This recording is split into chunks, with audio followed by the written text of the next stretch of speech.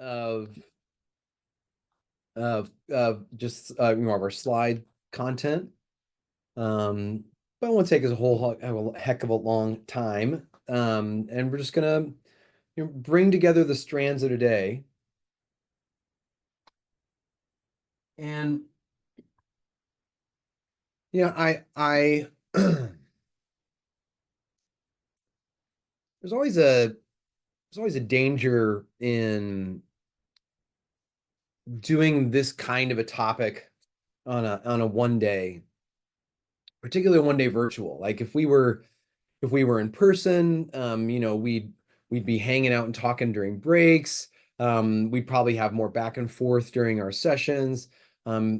People tend to be more comfortable raising their hand in person and or offering quick little comments when we're in person than we're on Zoom.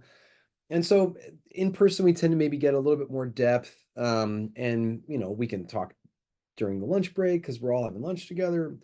So there's always a danger that it seems like that we're communicating that this is simple and this is very easy and oh look, it's just this, the answer to the question is this. And I don't want to communicate that. And unfortunately, because we don't have the time to necessarily get into a lot of depth, and at the margin, going one level deeper into this subject would mean a lot more time. Like we can't, it's hard to do like 10 more minutes worth of depth or half an hour worth of depth. Um, uh, well, of course, trade-offs, yes. And like Amanda said, we're glad that people can come from all over the country. Glad you can do it without having to necessarily leave the comfort of your home, without having to leave your families for the day necessarily. And it's just my fear is that it seems like to you that I'm presenting this as just something that's super easy, and it's not. Um, I show this comic to my students, and simple but wrong answers are attractive, and but complex answers take some time, and oftentimes the complex answer is the right one. And like I said, I just hope that it doesn't seem like we're saying, hey, you just adopt markets and everything's fine and you fix all of the problems, and you don't. And markets are imperfect. Uh, uh, they, there are always winners and losers, and there are some people who get left behind when it comes to a market economy and when it comes to systems of exchange. There are people that get left behind. But that's not the test necessarily, is whether or not people get left behind, which is that importance of that first session, because scarcity means that people are going to get left out. The question is what attenuates scarcity better than any other system. And there's good economic data that finds it to be markets. But let's keep breaking this down. We'll see where we can end up for the day. So I think one of the other issues that sometimes people have with the term capitalism is that they associate it with greed, and I mentioned that earlier. But there's kind of a paradox that I want us to think about. So show you this right here.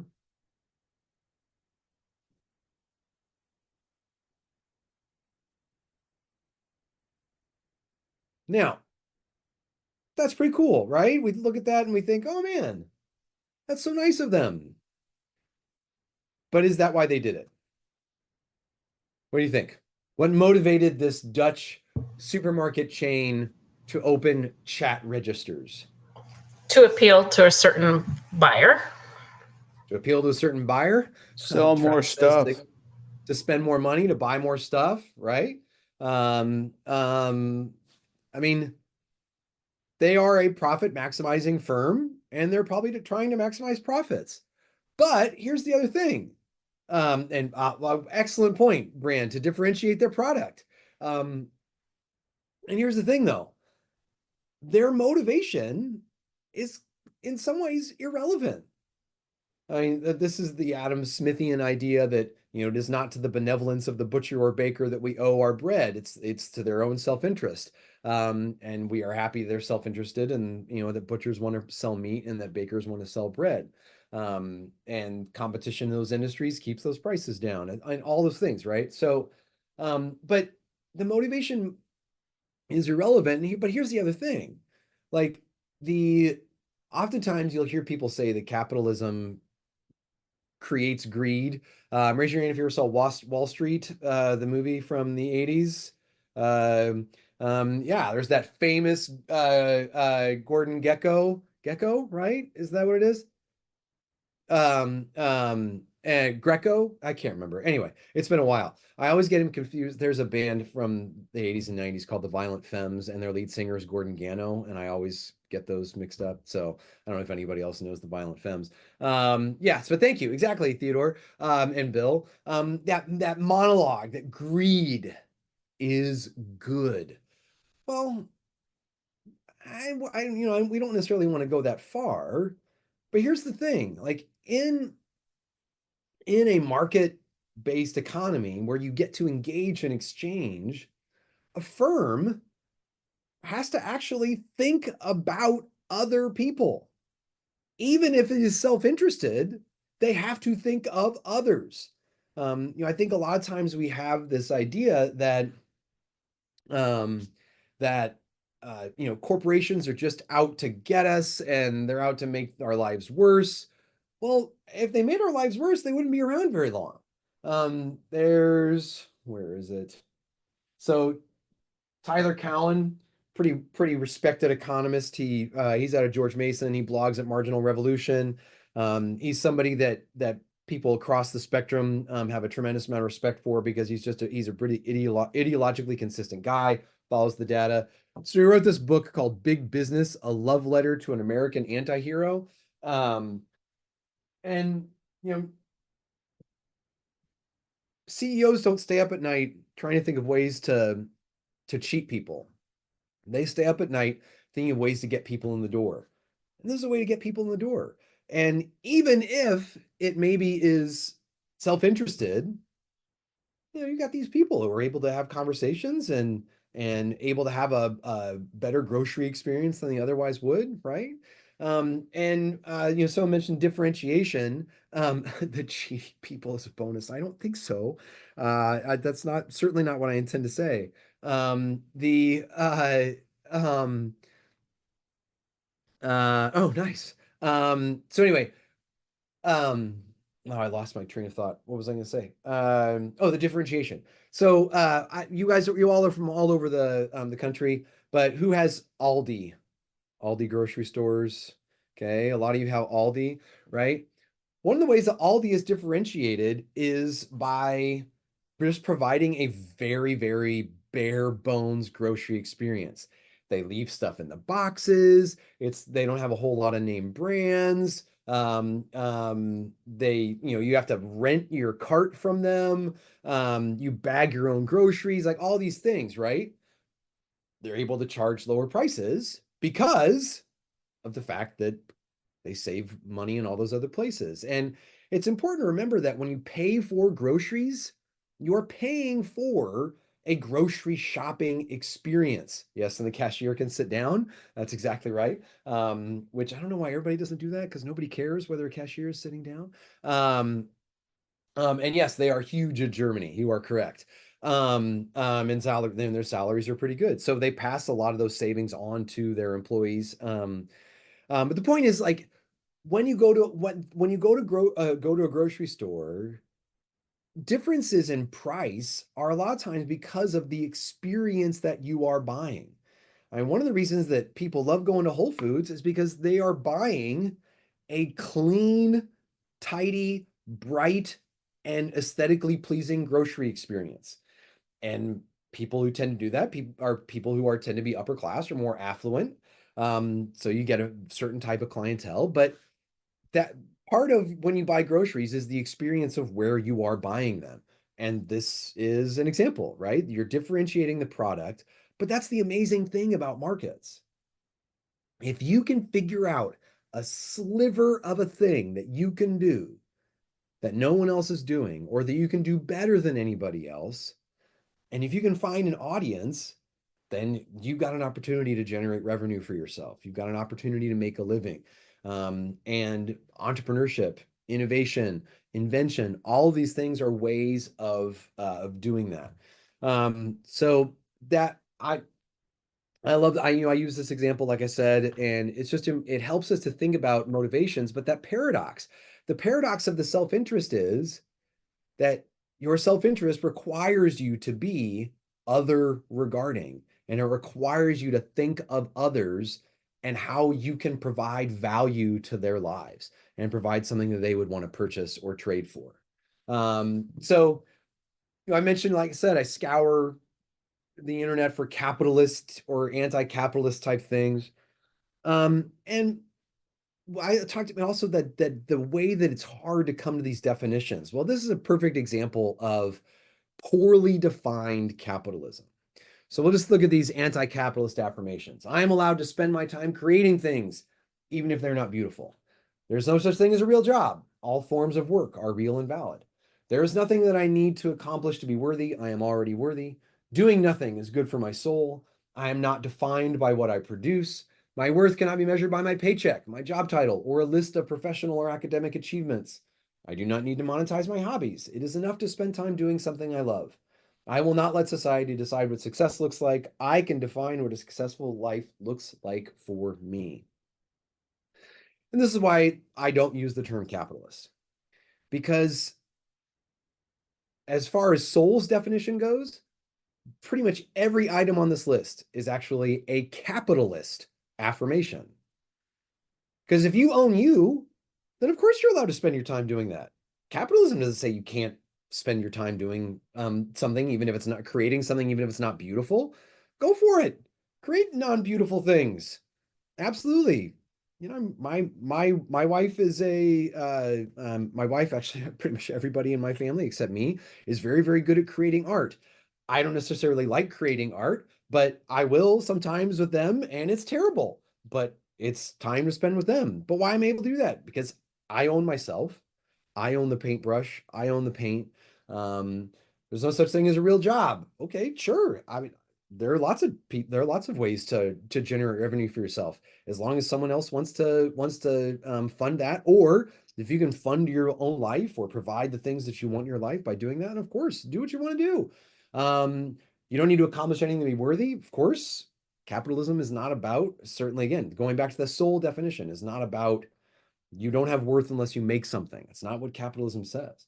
Doing nothing is good for my soul. Absolutely. Okay. Resources need to rest. Resources can't be in use all the time. I'm not defined by what I produce. Sure. But again, I don't necessarily know that that's capitalist. I mean, I consider myself a teacher. I've been a lifelong teacher, and teaching is a big part of my identity, but it's certainly not the only thing. I'm a lot of other things besides that. But I also like being a professor. I like my job. I've always liked teaching, and I enjoy doing it at the level I'm doing it now.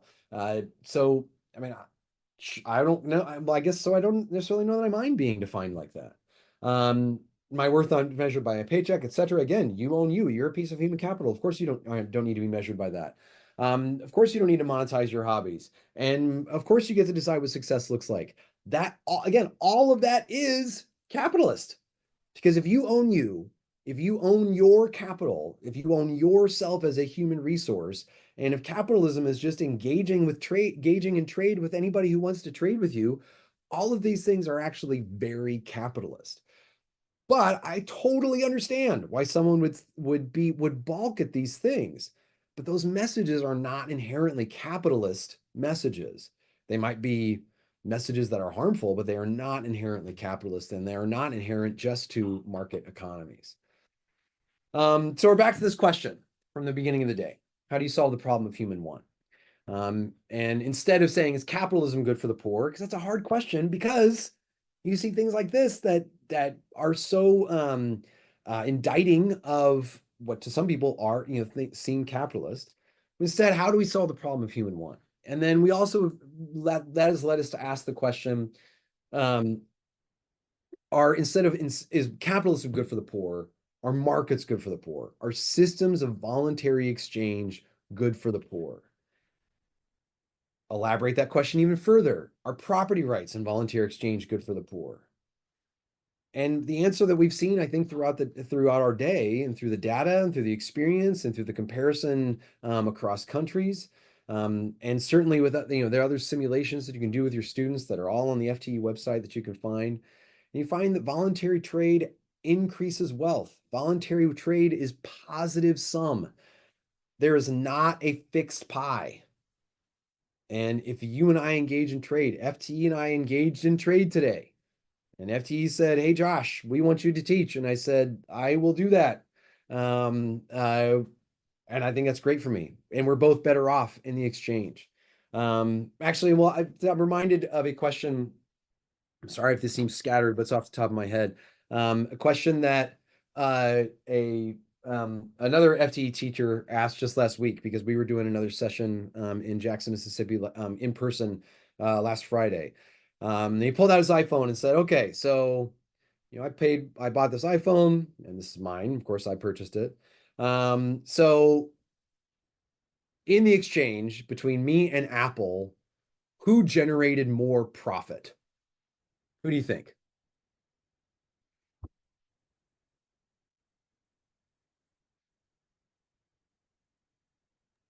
Short-term Apple, I'm sure, and then Apple definitely, or I would think so.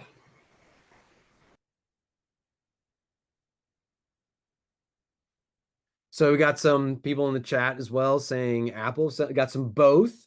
Travis saying I make more money using my phone than I did when purchasing the phone. Some people say it depends on I guess the time horizon. Um, um, Also both. Um, well, I mean, let's think about it. The inputs in the production process. I don't know what Apple's profit margin was on this. I don't know what their total costs are, and what their total revenue is. But I mean, we think back to that Radio Shack ad. Think of all the things that are in here that I didn't have to buy. I think of all the things that I'm able to do with this. I think about particularly as someone who has moved to a new town in the last 18 months, and the way that this has helped me get around, the way that it still helps me to get around Knoxville. I mean, the hassle of not having to like find a map and read a map or print out uh, MapQuest driving directions anymore. I mean, all of those things, the saved paper, the saved ink, and all of the other devices that I would have bought instead. And But all the wrecks from trying to read those paper maps and the right, right. Yeah. So, I mean, all those things, I'm generating a tremendous amount of surplus from that purchase. And I think that I am way better off. But what do we know that Apple also believes? That they are better off. Apple would rather sell this to me than keep it. And so all of these things are important to think about because in that exchange, it's positive sum. I got way more than I paid. Apple got more than they put into the production of it. And those kind of exchanges are become positive sum, and the size of the pie grows because of them. And when that is able to happen, anybody is able to make those kinds of exchanges and is able to improve themselves, and they're able to improve their condition. And long run, we can see the way that economic growth has changed standards of living in the United States just in the past 70 years. And that data, and we see that that helps even the poorest among us, because things that used to only be the provenance of the rich become accessible to all or nearly all of us. Now here's the other question.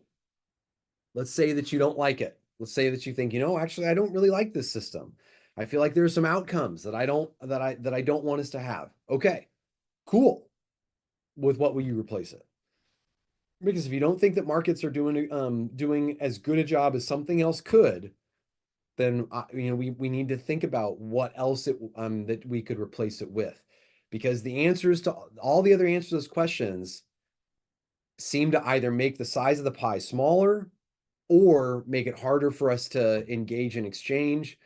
And they tend to limit potential, and they don't seem to leave out fewer people. At least that's what we would see in the data. So why can we say these things? Well, what do we know? We know that until the 1750s, extreme poverty was the standard for all of human history.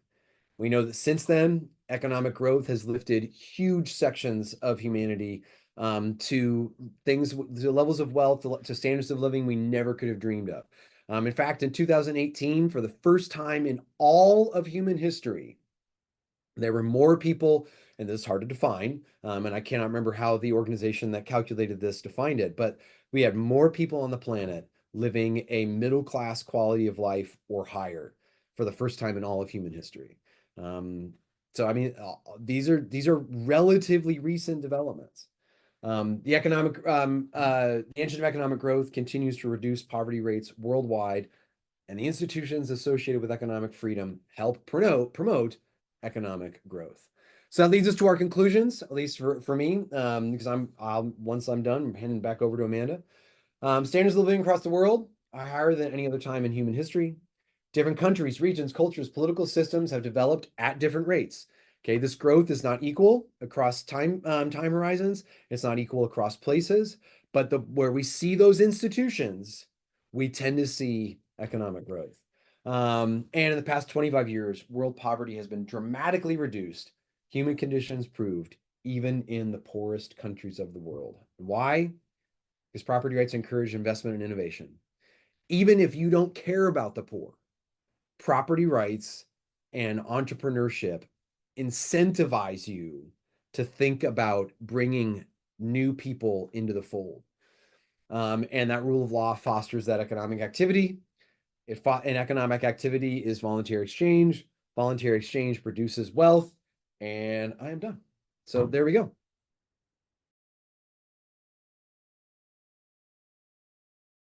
This is our Q&A time. Yeah. All right. So there you go. Yeah. So open up to the floor about Q&A about the material, about the pedagogy, about how you might present this stuff, about resources, etc.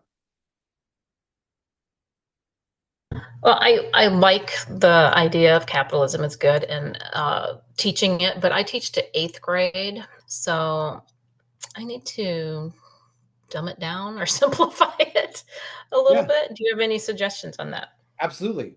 Just get them to recognize that voluntary exchange is good, and that an exchange doesn't mean there's a winner or a loser. That in a voluntary exchange, both sides win. Now you might say, yeah, but what if one side gains, they feel like they get a lot out of the exchange and the other side feels like they only get a little out of the exchange. Well, I mean, I guess you could separate it that way, but that's incredibly subjective and those measures are very difficult to quantify. If we see two people engage in a voluntary exchange, we can reasonably assume that they both believe it makes them better off. Yeah, see everyone in the equity stage of 8th, culture, that's not fair that they're making more. So they almost would say, let's not do it because one person is making too much out of the transaction. Yeah.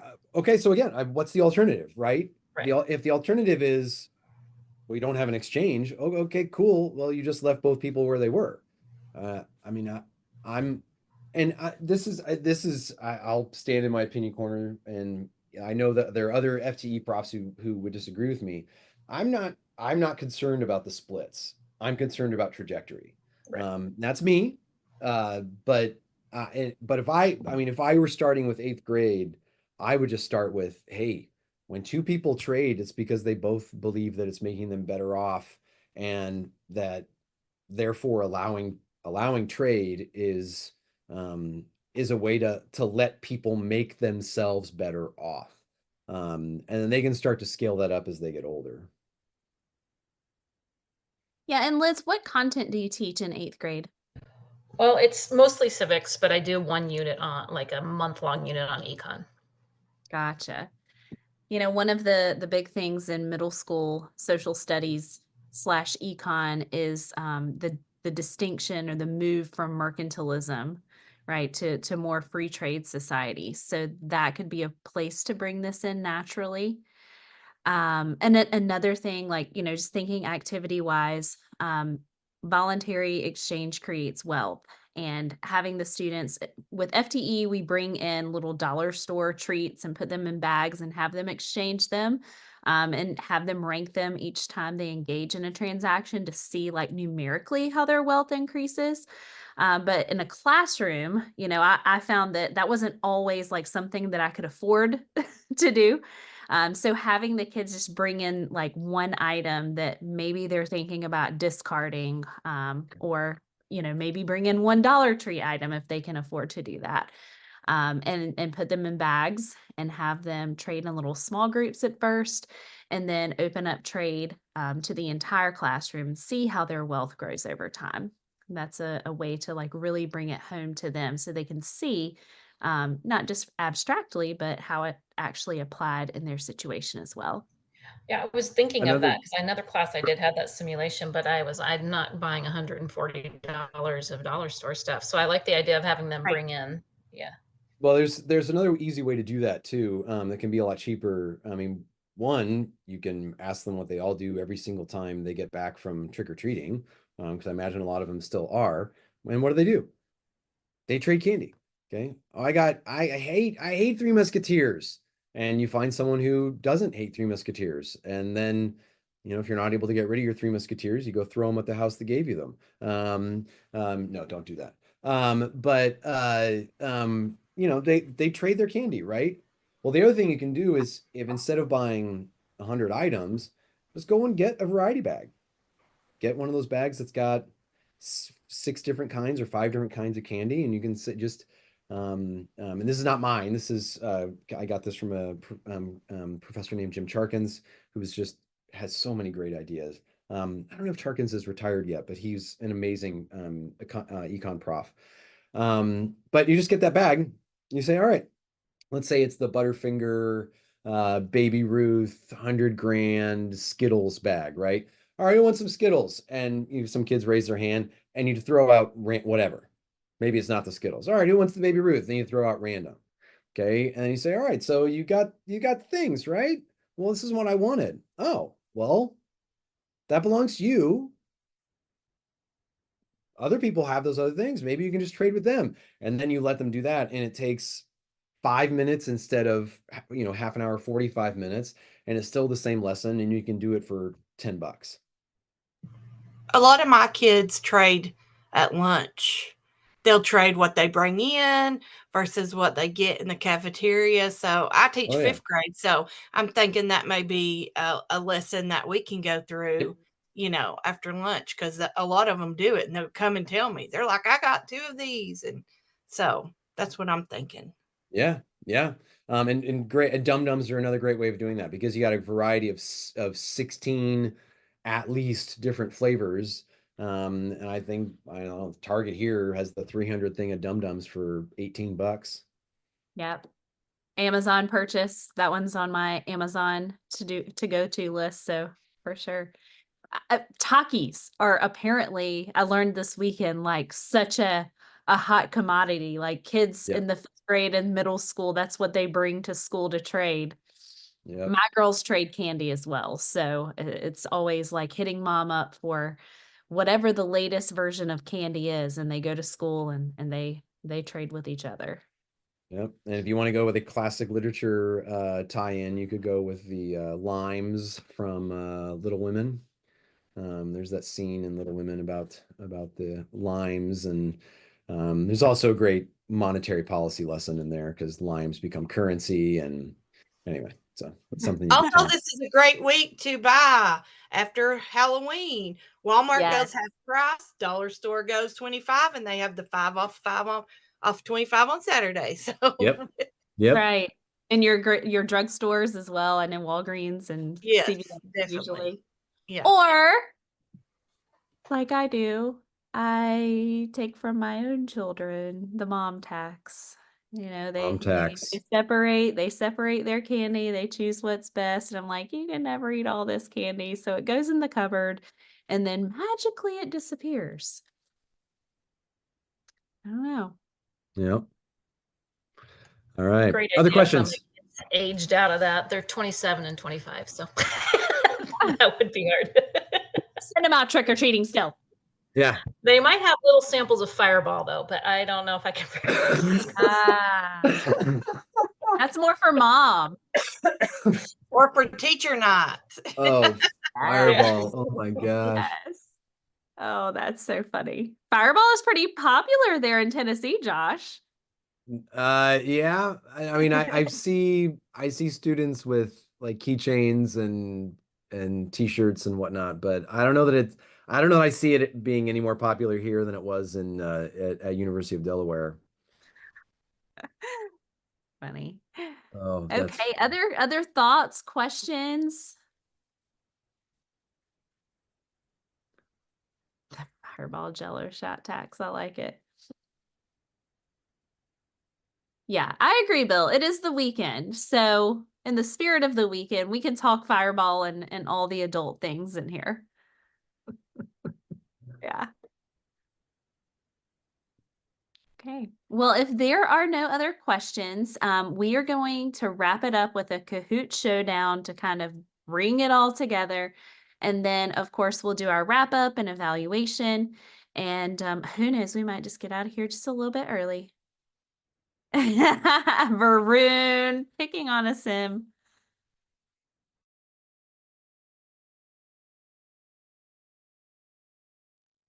Oh, man. Okay. So one last Kahoot for today. And if you guys will go ahead and head over to kahoot.it. I'll put the link in the link and the code in the chat for you. So kahoot.it is where we're going. And the join code is loading on the screen now.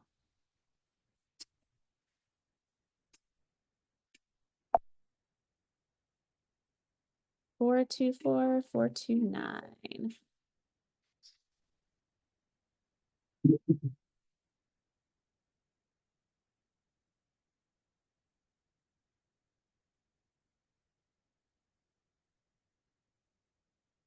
guys have been an excellent group today.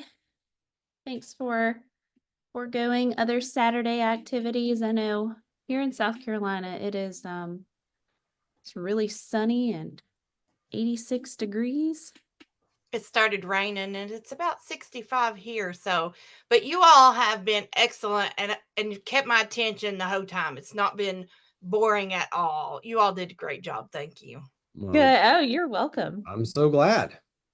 Yeah, you guys are the ones that make it. It's been cloudy here. I have an office that I don't have a window, but I can see where the window shines, and it's not been very sunny today. Not very sunny. Oh man. I'm kind of But wishing warm. were like, I don't know, dreary. I could go for a nice bowl of soup. All right, let's get to it. We have, I think, 7 questions on this one. And may the odds be ever in your favor, my friends. Finish this ERP. People choose, and individual choices are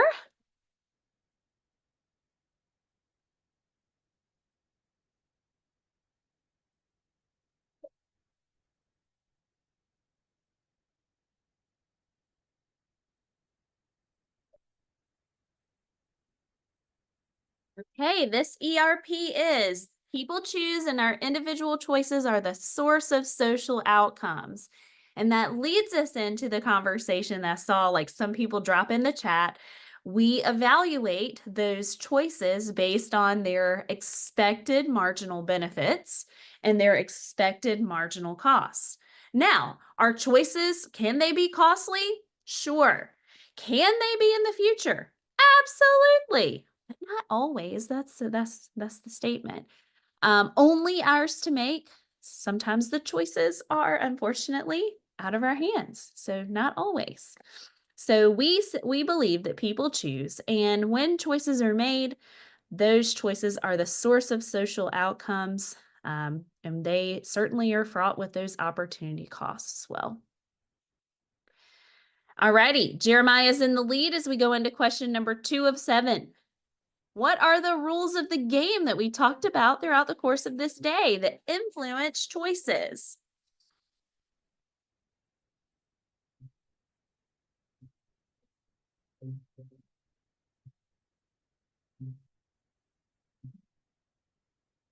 Okay, our institutions are those pillars, the rules of the game that influence choices and how societies react.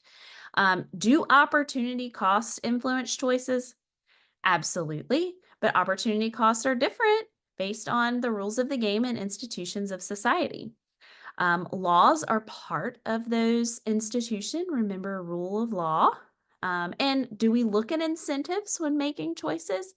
Absolutely. But incentives and laws and opportunity costs are all kind of an umbrella under this big umbrella of institutions, those 4 institutions that we discussed throughout the course of the day. Those rules of the game. All right, we see Varun on top. I see you. It's because you have your FTE t-shirt on. Number 3, which would be best for measuring economic well-being of individuals in a country? Something that we looked at early on today.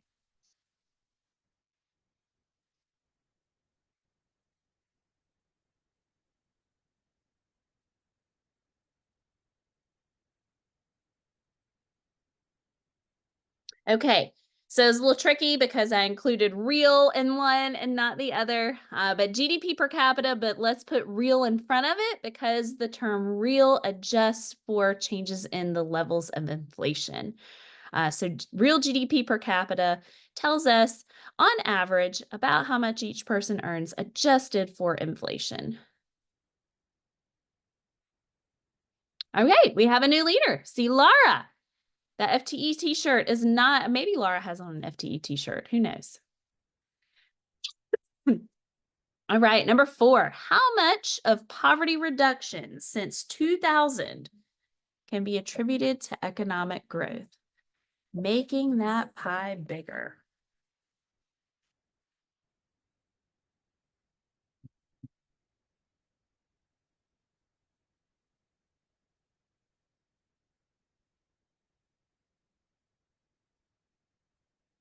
Yeah, so this one was statistics, right?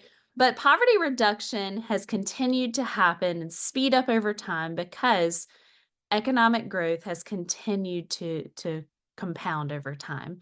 So one of the ways to reduce poverty, one of the most powerful ways to reduce poverty is to continue to expand economic growth and expand these institutions that have been shown to have a high correlation to promoting economic growth. We have Laura still in the lead, and you guys see our leaderboard. Lots of points on the scoreboard. Question 5. Which institution is not associated with economic freedom?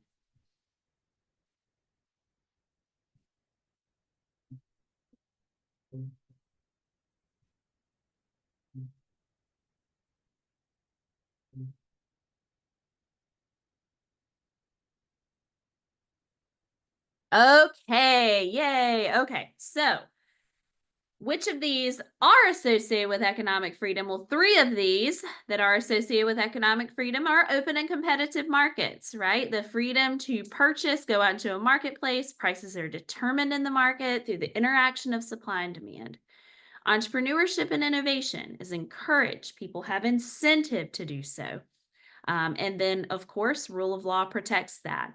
And then private property rights. But rule of man is different from rule of law. Rule of man would be when rules change based on which ruler is in power at that time. And that is not associated with economic freedom, which is why we see some of the countries that we looked at in our activities today on the bottom end of the economic freedom index. Laura is on fire now, folks. She says you're not going to catch her. So speaking of voluntary trade,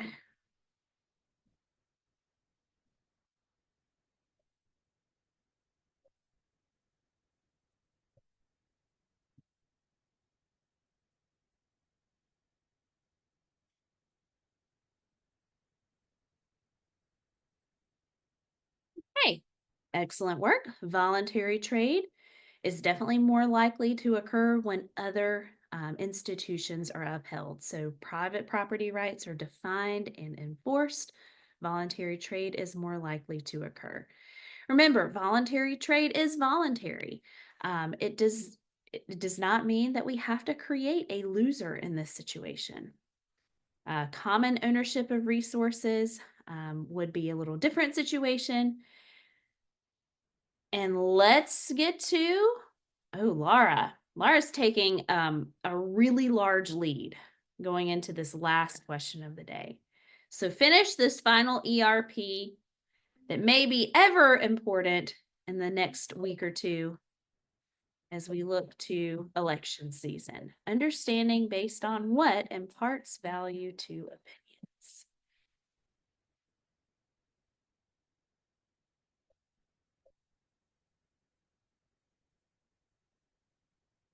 Understanding based on knowledge and evidence imparts value to our opinions. So as we continue to form our opinions, the more knowledge and evidence that we have to support those makes them more powerful. We do, yes. Some of these sound really delightful. Weighing our costs and our benefits, that's good economic reasoning, right? Looking at our economic principles, yes. But one of the things that we want you guys and our students to take from our programs overall is, yes, for sure, economics is important. The economic way of thinking is important. But this last economic reasoning proposition is something that can be applied in all aspects of life as well. The understanding based on knowledge and continuing to look for evidence imparts values to our opinions.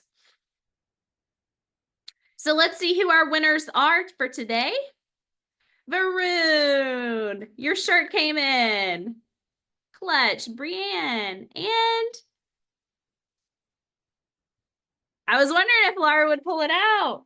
Congratulations to the three of you and to all of you for your participation and work today. You were excellent participants.